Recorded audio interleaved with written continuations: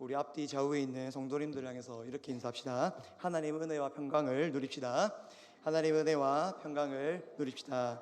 오늘도 특별히 한 번 더 인사했으면 좋겠습니다. 이렇게 인사합시다. VIP에게 복음을 전합시다. VIP에게 복음을 전합시다. 지난주부터 우리는 VIP 초청 잔치를 기도로 준비하고 또 이것에 주목하고 있습니다. 정말 복음을 전하기 어려운 시대인 것 같습니다.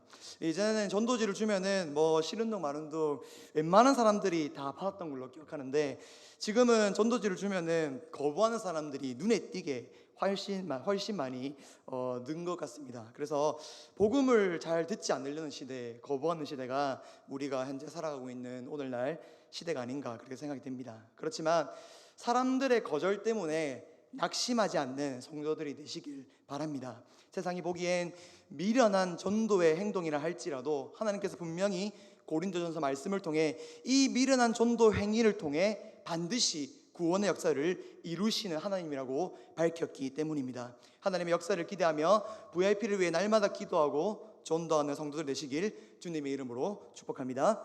이 땅에서 회복이 필요 없는 사람은 아무도 없습니다. 여기서 회복이란 사전적인 의미로 이전 상태로 돌아가다라는 것이 바로 회복의 의미입니다. 왜 우리는 회복이 필요합니까? 그것은 바로 연약하기 때문입니다. 우리는 상처 입기 너무나 쉬운 존재이기 때문에, 연약한 존재이기 때문에 늘 회복이 필요합니다. 건강도 그렇고 우리 마음도 그렇고 때론 우리 신앙도 참 무너지기 쉬운 존재가 바로 우리들입니다. 그럴 때마다 우리는 아무리 돈이 많든 아무리 명예가 많든 상관없이 모두 다 회복을 바라고 회복을 기도합니다. 그리고 그 기도를 들으시고 하나님은 우리를 날마다 회복의 은혜로 채워주십니다. 그런데 이런 회복도 중요하지만 하나님이 진정으로 우리에게 바라시는 회복이 있습니다. 그것은 바로 하나님의 형상입니다. 많은 사람들은 자기 인생을 자기 마음대로 사는 것이 행복이라고 생각을 합니다. 그러나 하나님이 이 땅을 만드셨을 때부터 이미 우리를 하나님의 형상으로 창조하셨다라고 오늘 본문은 이야기하고 있습니다. 이 말은 무슨 말입니까? 이미 인간을 이 땅에 보내셨을 때부터 하나님의 목적으로 인간을 탄생시켰다는 말입니다. 그리고 그 목적을 하나님은 지금 오늘날 우리에게 회복하기를 원하십니다. 그렇다면 하나님의 형상으로 지음 받았다는 것은 무엇을 의미하는 것입니까? 더 나아가서 하나님의 형상이 우리는 이 땅에서 어떤 목적으로 살아가는 것이 하나님의 형상답게 살아가는 것입니까? 오늘 말씀을 통해 하나님의 형상에 대한 의미를 깨닫고 하나님의 형상으로서의 형상으로서의 목적을 회복하는 시간이 되길 주님의 이름으로 축복합니다. 첫 번째로 하나님의 형상은 어떤 존재입니까? 하나님의 형상은 하나님과 교제하는 존재입니다. 한번 우리 따라해 볼까요? 하나님의 형상은 하나님과 교제하는 존재입니다. 우리 오늘 본문 1장 26절에서 27절 말씀 두 절인데 함께 읽어봤으면 좋겠습니다. 26절에서 27절입니다. 시작. 하나님이 이르시되 우리의 형상을 따라 우리의 모양대로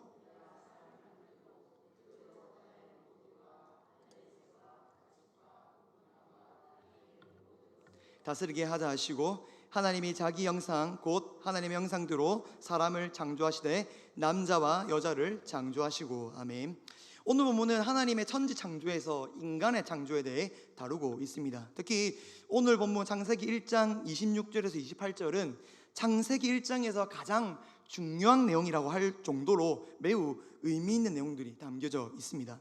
왜냐하면 하나님께서 그 어떤 피조물을 만드셨을 때보다 인간을 더 특별하게 만드셨다는 것을 보여주는 본문이 오늘 26절에서 28절 말씀이기 때문입니다. 하나님이 인간을 다른 피조물보다 월등히 뛰어나게 또 특별하게 만드셨다는 것을 아주 잘 보여주는 단어가 오늘 본문에 나와 있습니다. 바로 하나님의 형상입니다. 여기서 형상이라는 말은 원래 모습, 형태, 이미지라는 의미를 가지고 있습니다. 그래서 오늘 이 26절 본문을 눈대중으로 읽어보면은 마치 자녀가 부모의 생김새를 닮았다는 것처럼 인간이 하나님의 생김새, 하나님의 이미지와 닮았다는 것처럼 이 26절이 읽혀져 보입니다. 그런데 오늘 그 본문의 형상을 이런 표면적인 의미로만 보셔서는 안 됩니다. 오늘 본문의 하나님의 형상을 잘 이해하기 위해서는 26절을 다시 한 번 더 볼 필요가 있습니다. 근데 우리 26절 말씀을 다시 보면서 한 번 더 같이 읽어봤으면 좋겠습니다. 26절입니다. 시작.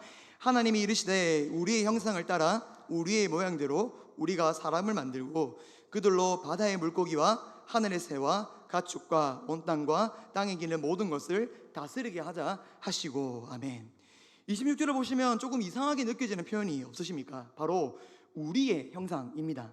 그 다음 절에 나와 있는 그 27절에는 하나님의 형상, 곧 자기의 형상대로라고 단수로 쓰여져 있습니다. 그런데 26절을 보면은 하나님의 형상이라고 적혀 있는 것이 아니라 우리의 형상대로, 즉 복수의 의미로, 단수가 아닌 복수의 의미로 적혀져 있습니다. 아니, 한 절에는 단수의 의미, 하나님 한 분만 닮았다고 이렇게 적혀 있고, 또 다른 26절에는 우리의 형상, 복수로 적혀져 있는데, 혹시 그 성경 잘못 적은 거 아닙니까? 어떻게 생각하십니까? 단수일까요? 복수일까요? 어떻게 생각하십니까? 예, 정답은 단수, 복수 전부 다 맞는 표현입니다. 왜? 어떻게 둘 다 동시에 가능한 것입니까? 그것은 하나님이 한 분이면서 삼위로 존재하시는 삼위일체 하나님이기 때문에 가능한 일입니다. 다시 말해서 지금 현재 하나님은 한 분이면서 동시에 세 분으로 존재하고 있는 삼위일체 모습을 우리가 이 본문을 통해서 알 수 있는 것입니다. 그래서 나의 형상이 아니라 26절에는 우리의 형상이라 말한 것도 정답입니다. 그런데 왜 하필 하나님께서 26절에서 우리의 형상대로 인간을 만들자 이렇게 말씀하신 것입니까? 그것은 삼위일체 하나님만이 누릴 수 있는 그 특권을 인간에게 주시기 위해서 그런 것입니다. 바로 그 특권이 뭐냐면은 교제입니다. 보통 삼위일체 하나님이라 한다면은 이런 생각을 하실 겁니다. 하나님은 한 분이면서 동시에 세 분으로 존재하는 아주 신비한 존재시다라고 그렇게 끝내는 경우가 있는데, 사실 삼위일체 교리에서 가장 우리가 반드시 생각해야 될 중요한 부분이 있습니다. 바로 삼위 하나님과의 교제입니다. 삼위 하나님은 따로 계신 것이 아니라 언제 어디선지 함께 하시고 서로 교제하십니다. 심지어 천지 창조를 하셨을 때도 성부 하나님만 말씀으로 이 땅을 창조하시고 빛이 있어라 빛이 있었고 뭐 동물들아 있어라 동물들이 있었고, 성부 하나님만 일하신 것이 아니라 26절에서처럼 우리가 이 인간들을 우리의 형상답게 만들자 이렇게 말씀하셨을 정도로 언제나 함께 하시고 교제하시는 분이 바로 삼위일체 하나님입니다. 그래서 교제는 삼위일체 하나님만이 원래 이 땅을 창조하기 전까지는 삼위일체 하나님만이 누릴 수 있는 특권이 바로 교제였는데, 이제는 그 삼위일체 하나님의 형상을 닮은 우리도 교제할 수 있는 존재로 만들어졌다는 것이 오늘 본문의 이야기입니다.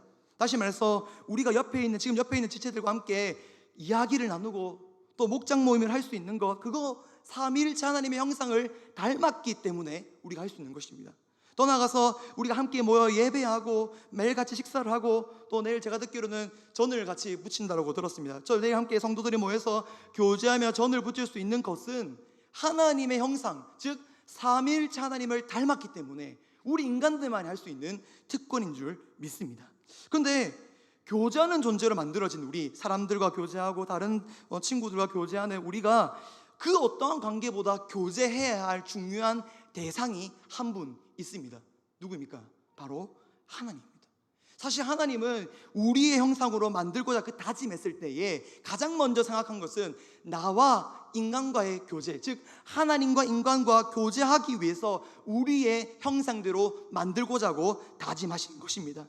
삼위 하나님들께서 언제 어디서나 함께 하시고 교제한 것처럼, 그 교제 안에서 기쁨을 누린 것처럼 우리와 하나님께서 함께 교제하고 하나님과 함께 동행하는 기쁨을 누리게 하기 위해서 우리를 하나님의 형상으로 만드신 것입니다. 이것은 어떤 피조물도 가지지 못한 것입니다. 저기 위에 좀 더 올라가 보면은 동물들을 향해서 하나님께서 복을 주시는데, 단순히 동물들을 향해서는 생육하고 번성하라 이거밖에 하지 않았습니다. 그런데 하나님께서 복을 주실 때에 하나님의 형상대로 지음받은 피조물은 우리 인간밖에 없다는 것입니다. 다시 말해서 우리 인간 말고는 하나님과 교제할 수 있는 피조물이 없다는 것입니다. 집에 혹시 애완동물을 반려동물을 키우고 계십니까? 고양이든 강아지든 키우고 계십니까? 제 친구는 도마뱀도 키우고 있다고 하는데 여러 가지 반려동물이 있는 것 같습니다. 근데 아무리 우리가 그 반려동물을 귀하고 애칭을 붙인다, 사랑을 준다 하더라도 그들은 하나님과 교제할 수 없는 존재입니다. 우리만이, 여기 있는 성도님들만이 하나님과 교제할 수 있는 하나님의 형상을 닮은 존재라는 것입니다. 그러므로 하나님의 형상을 회복한다는 것은 무엇입니까? 바로 하나님과의 교제를 회복한다는 것을 말하는 것입니다. 사랑하는 성도 여러분, 이것이 바로 하나님이 우리에게 회복하기를 원하시는 모습인 줄 믿습니다. 하나님 이 땅에서 잘 먹고 잘 사는 것, 또한 건강하게 사는 것, 물론 하나님의 자녀로서 아버지인 하나님이 정말 바라시는 모습일 수 있습니다. 그러나 진짜 원하시는 모습, 진짜 우리가 회복하기를 원하시는 모습이 무엇이냐? 바로 하나님과 교제하는 모습, 하나님과 동행하는 모습인 줄 믿으시길 바랍니다.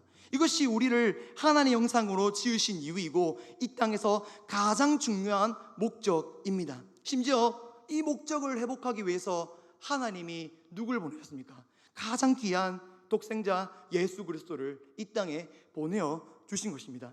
죄로 인해 인간과 하나님 관계가 완전히 무너졌고 멀어져 버렸습니다. 그런데 그 관계를 회복하기 위해서 딱 한 가지 방법밖에는 취할 수밖에 없습니다. 바로 아무 죄도 없으신 유일한 독생자 예수 그리스도를 십자가에 매달려 죽어야만이 우리의 관계가 회복될 수 있었는데, 하나님은 그 유일한 방법을 거침없이 아무 망설임 없이 이 땅에 보내시고 그를 죽게 하셨습니다.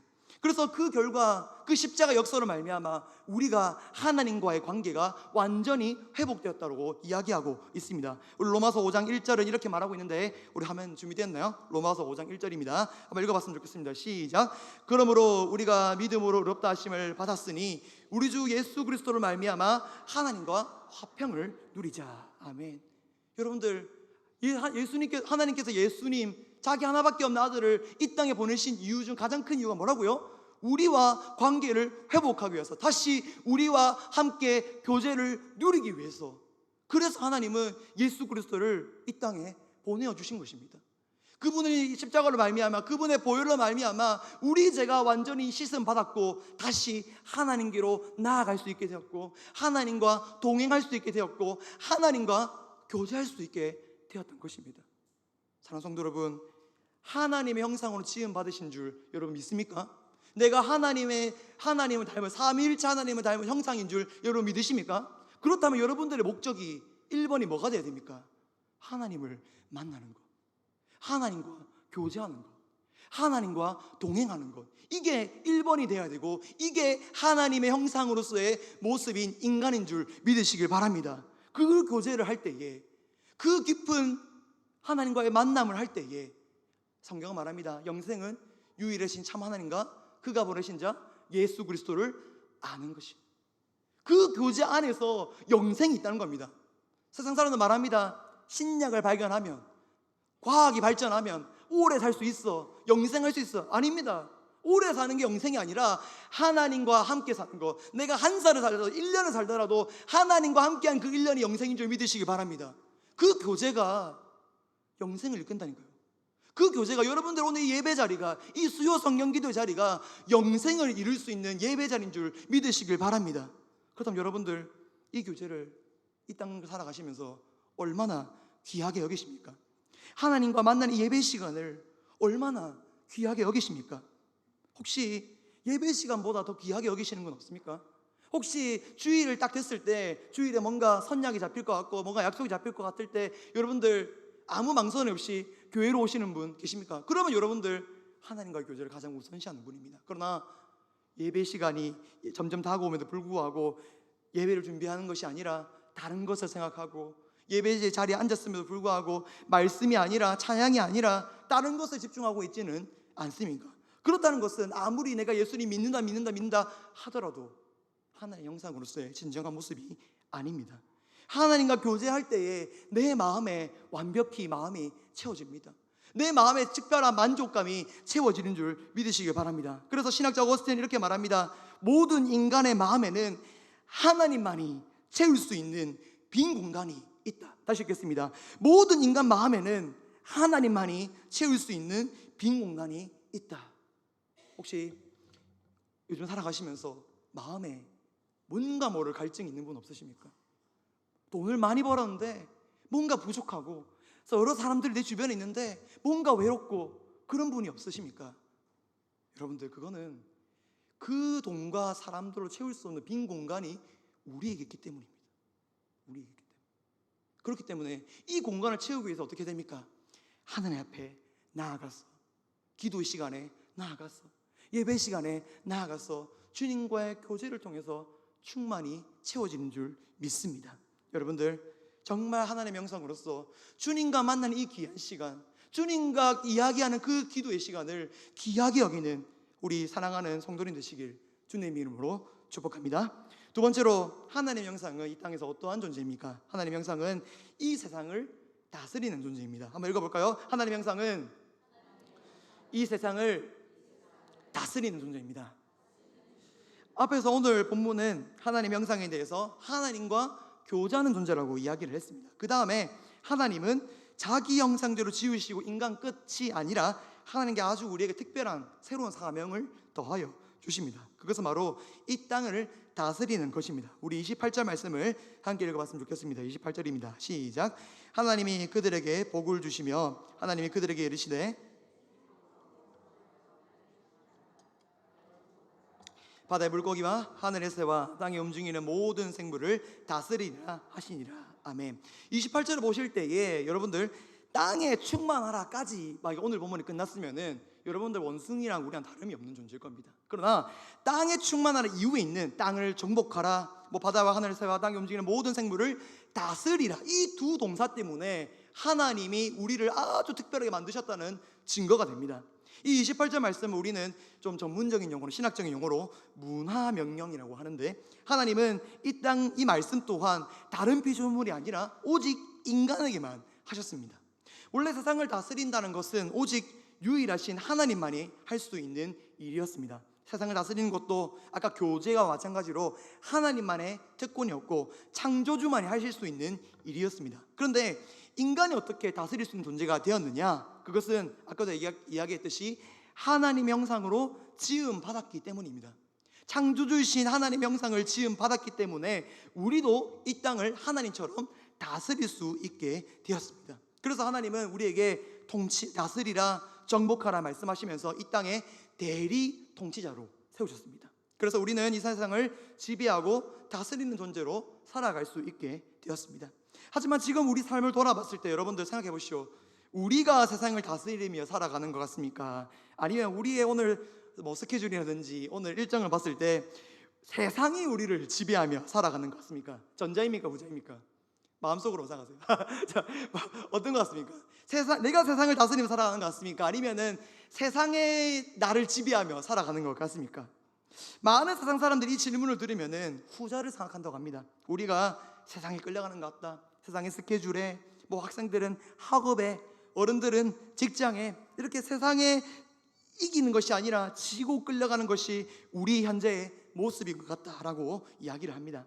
성도들도 마찬가지인 것 같습니다. 성도들도 분명히, 물론 여기서 정말 세상을 다스리며 하나님의 말씀대로 다스리며 살아가시는 분들도 있겠지만, 하나님의 형상의 지음을 받았음에도 좀 뒤돌아보면 우리가 주도해서 살아가기보다는 뭔가 세상의 분위기에 맞춰서, 분위기에 따라서 살아가는 것 같습니다.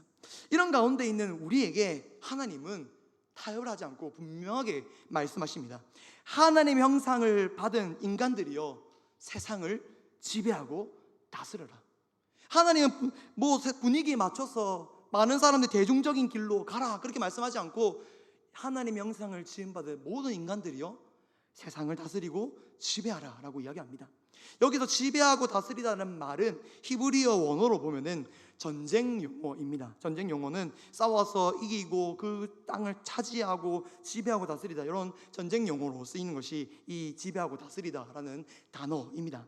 다시 말해서 하나님께서는 세상에 지지 말고 우리에게 이겨라고 말하고 있습니다. 더 나아가서 왕처럼 이 세상에 대하여 너희들의 주권을 행사하라고 분명하게 우리에게 말씀하고 있습니다. 그렇다면 우리는 어떻게 세상을 이길 수 있습니까? 좋은 무기를 들면 가능한 일입니까? 아니면 많은 재물이 있으면 우리가 이 세상을 이길 수 있습니까? 아니면 다른 정치하는 사람들처럼 사람들에게 인기가 많으면, 지지를 많이 받으면 이 세상을 바꾸고 승리할 수 있습니까? 하나님은 우리에게 그러한 방법들을 오직 한 가지로 성경을 통해서 말하고 있습니다. 그것은 바로 하나님의 도를 따르는 것입니다. 하나님은 다른 법은 말씀하지 않았습니다. 네가 무기를 가지면, 네가 인기가 많으면, 네가 돈이 많으면, 네가 뭐가 재능이 많으면 세상을 이길 수 있다, 바꿀 수 있다고 말하지 않습니다. 오직 하나님의 도, 하나님의 말씀을 따르는 것이 이 세상을 승리하는 유일한 방법이다라고 말씀하십니다. 신명기 5장 32절에서 33절 말씀입니다. 우리 준비됐나요? 한번 읽어볼까요? 그런즉 시작. 그런즉 너희 하나님 여호와께서 너에게 명령하신 대로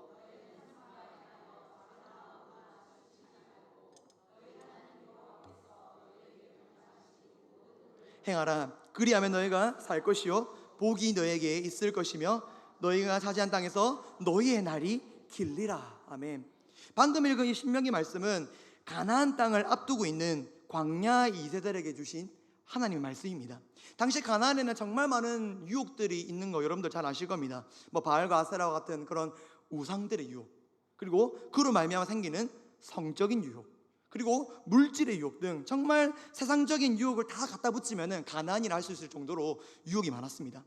그래서 성경을 읽은 우리는 이 가나안 문화에 대해서 굉장히 부정적으로 생각했지만 당시 사회, 당시 그 팔레스타인 지방에서는 이 가나안 문화가 정말 선진화된 문화, 가장 앞선 문화, 가장 좋은 문화라고 생각을 했습니다. 그래서 많은 사람들이, 많은 나라들이 이 가나안에 와서 가나안처럼 성공하기 위해서 이 땅의 풍습과 문화를 배워갔습니다. 이렇게만 하면 성공할 거야, 이렇게만 하면 가나안처럼 풍족한 삶을 살 수 있을 거야 라며 가나안의 죄악된 풍습을 많이 배워나갔습니다. 그렇게 이 당시에 봤을 때 대중적인 이 문화를 이 이스라엘 백성들은 이겨내고 그곳에서 살아가는 것이 바로 그 이스라엘 백성들의 사명이었고, 하나님은 그 가나안을 지배하라고 말씀하셨습니다. 자, 그렇다면 하나님께서 주신 말씀은 사실 5장 32절에서 33절을 여러분께서 읽으셨는데, 사실 이 두 절 말씀에서 하나님이 주셔야 할 말씀은 너희가 이 가나안 땅, 이 정말 세상이 보기에 이 강한 나라, 이 선진화된 나라 이기려면은 이 약점이 있어야 돼. 이 약점을 잘 파고들면은, 이게 약하니까 너희들 이걸 잘 파고들면은 이길 수 있어, 이런 승리의 비법을 하나님께서 말씀하셔야 되는데, 오늘 본문 읽어보십시오. 승리 비법이 있습니까? 아무것도 없습니다.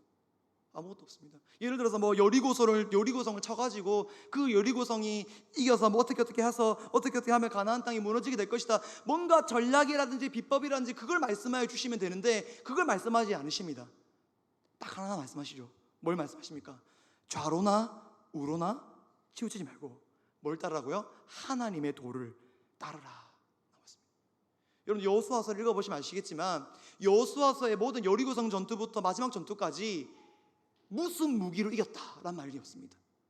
몇 명이 달려들어가지고 몇 명대 이스라엘과 가나안 군대가 몇 천 대 몇 천을 싸웠는데 이런 전략으로 이렇게 해서 이겼다, 그런 말이 없습니다. 승리한 전쟁 앞에는 뭐가 항상 있었냐? 하나님의 말씀이 있었습니다. 하나님 말씀을 따랐을 때, 하나님 오늘 신명기 말씀하셨던 이 하나님의 도를 따랐을 때에 그들에게 승리가 주어졌습니다. 다시 말해서 세상 유혹에 좌로나 우로나 치우치지 않고 하나님 말씀을 따르는 것이 이 세상을 이기는 가장 좋은 비결이라는 것을 오늘 이 말씀은 말하고 있는 것입니다. 그런데 이스라엘이 어떻게 가나안을 이겼습니까? 좋은 무기와 좋은 전술로 그들이 승리했습니까? 아니면 이순신 장군과 같이 한 영웅으로 인해 가나안을 무너뜨렸습니까? 여러분 잘 아시다시피 그건 아니지 않습니까? 성경은 절대로 이스라엘의 힘으로 이겼다고 말하지 않습니다. 오직 하나님 명령과 그분의 말씀을 의지할 때 그 모든 전쟁을 승리했음을 믿으시길 바랍니다. 사랑하는 성도 여러분, 우리는 하나님의 형상대로 지음받아서 하나님처럼 이 세상을 다스리고 이기는 존재로 여러분들 부름받았습니다.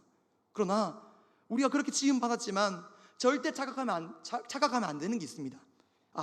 내 힘대로 살아가면 우리가 이길 수 있구나, 내가 잘하면은 이 세상을 다스릴 수 있구나, 내 마음대로 할 수 있구나. 여러분들 그거 아닙니다. 성경 말합니다. 우리가 이 땅을 다스리는 것도, 이 땅을 이길 수 있는 것도 전부 우리 힘이 아니라 만왕의 왕이신 하나님의 권세로 말미암아 될 수 있다는 것을 여러분들 성경은 말하고 있습니다. 그렇기 때문에 우리가 하나님 권세에서 벗어난 그 순간 이 세상을 지배하기보단 오히려 지배당하게 될 것입니다. 반면에 하나님 말씀 안에 있을 때, 비록 내가 하나님의 형상으로 지음 받았지만 주님 말씀밖에 없습니다.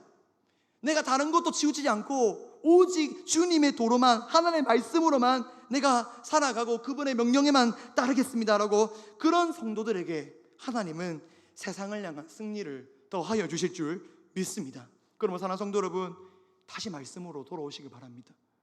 말씀 안으로 돌아올 때에 우리는 세상을 이기는 자로 살아갈 수 있을 줄 믿습니다. 세상에 시련과 어려움이 있을 때에도 그것을 이기는 힘은 오직 말씀 안에 있습니다.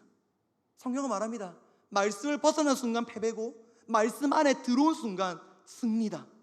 그것을 하나님께서는 말하고 있습니다. 더 나아가서 참 말씀이신 예수 그리스도를 믿고 그분께 올 때에 확실한 승리를 주신다라고 오늘 요한복음 16장 33절을 말합니다. 우리 요한복음 16장 33절 한번 읽어봤으면 좋겠습니다. 이것을 시작. 이것을 너에게 이르는 것은 너희로 내 안에서 평안을 누리게 하려 함이라. 세상에서는 너희가 환난을 당하나 담대하라. 내가 세상을 이기었노라. 아멘.